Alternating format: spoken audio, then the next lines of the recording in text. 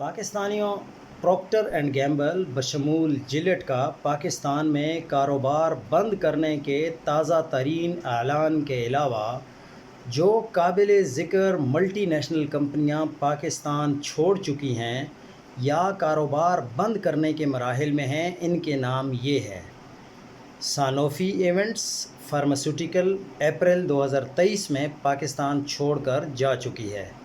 Shell Pakistan energy جون 2023 میں، buyer pharmaceutical جون جولائی 2023 میں، ٹیلی نور ٹیلی communication دسمبر 2023 میں، فائزر فارماسیوٹیکلز مئی 2024 اور اپنے اثاثے فروخت کر دیے۔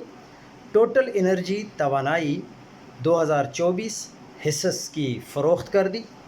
ایلی لیلی فارماسیوٹیکلز نومبر 2022 مینوفیکچرنگ بند۔